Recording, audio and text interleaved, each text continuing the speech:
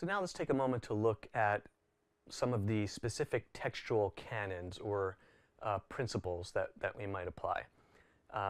One of these is, and a couple of these relate to the way that words in a sentence, in a clause, in a paragraph, so on, and the way that words relate to each other. So the first one we'll look at here is noscitur associes. So noscitur, knowledge, associes, associate. It's known from its associates. So the idea is that if we have an ambiguous word, we look at the word surrounding it, and the word surrounding it may shed some light on the ambiguous word. So as an example, take a statute that provides a deferral of a tax deferral of income that relates to exploration, discovery, or prospecting. So would this include income relating to the sale of patented drugs? Does discovery here include a pharmaceutical company doing research and development to try and find patented drugs? So it's a very clever argument, but the court here says no. If we look at the associated words exploration and prospecting, we can see that they deal with things like mineral rights, right? Like a prospector out there looking for gold, or an oil company out there looking for shale or something like that. So when we put that together, those together, we then look at discovery, and we see, no, that has more of a narrow range of meaning than something like drug discovery. So that's just an example. Another one of these canons is a justum generis. So generis or genre, right? If it's of the same kind, class, or nature. So here where we have general words that follow specific words, applying this canon would suggest that the general words embrace objects that are similar in nature to the specific words. So here's an example, a case in which there was a bond requirement to be filed in any action against a sheriff, constable, peace officer, state road officer, or other person charged with the duty of enforcement of the criminal laws.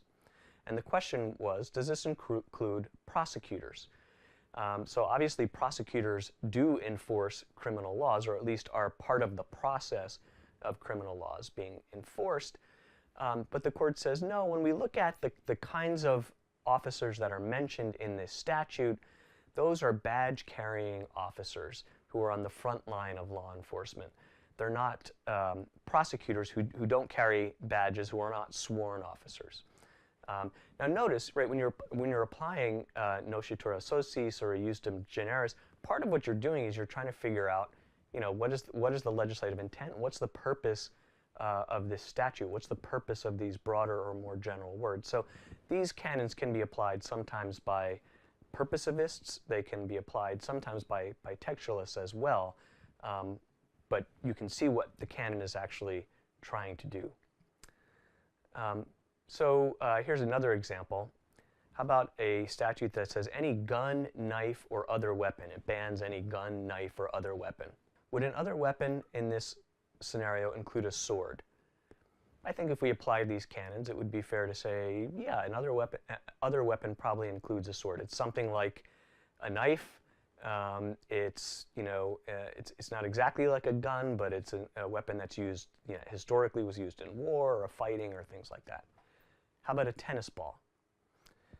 Well, I think your instinct probably would be to say, well, no. I mean, now if you think about it a little bit, a tennis ball can be used as a weapon. You could shoot it out of a tennis ball cannon at somebody. You could get up to close range and throw it really hard into someone's face. And in that sense, a tennis ball can function as a weapon. But when we look at it in the context of a knife, a gun, it really doesn't fit. So, it would be a good argument to say that these canons mean no, that it doesn't include a tennis ball. So how about a metal pipe? Well, it gets a little bit harder, right? I mean, you can see that these canons are not absolute. They're not going to provide an answer to every circumstances. So can a metal pipe be like a knife or a gun or something like that? Can it be like a club that's used in, historically has been used in warfare or fighting or things? It can. Is that its ordinary use? Is that its usual purpose? No. I mean, obviously a metal pipe is used in plumbing and sewing. It could be a more difficult case. So let's look at a case that deals with some of these issues, which is Ali versus Federal Bureau of Prisons. So the background of this case is that you have a general waiver of sovereign immunity. And of course that means that citizens can bring claims against the government. But the statute says that the waiver of sovereign immunity does not apply to claims arising from detention of property by any officer of customs or excise or any other law enforcement officer. Customs, excise, or any other law enforcement officer. So what happens here is a prisoner in the federal prison system, Ali, is transferred to a different facility. And in the course of being transferred to the other facility, some of his personal items are lost. And the personal items include a Quran and a prayer rug. And so the issue that arises is, does this provision that does not waive sovereign immunity apply to officers of the Federal Bureau of Prisons? In other words, does it apply to prison guards and other prison officials? Justice Thomas writes the majority opinion, and Justice Thomas says, well, no, when I look at this, customs kind of officials, excise officials, or any other law enforcement officer, that's a broad kind of catch-all, he says. He says that a justum generis doesn't limit this. If I took a justum generis and I said any other law enforcement officer, does that mean a law enforcement officer like a customs official, like an excise official?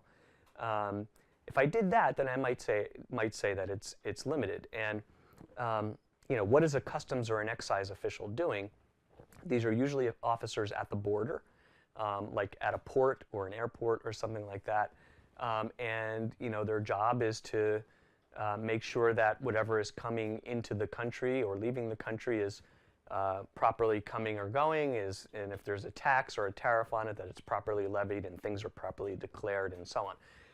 If you look at it that way, you'd say, well, prison guard's not doing that kind of thing. But Thomas says, no, this is a broad catch-all, and justum generis is not going to apply here.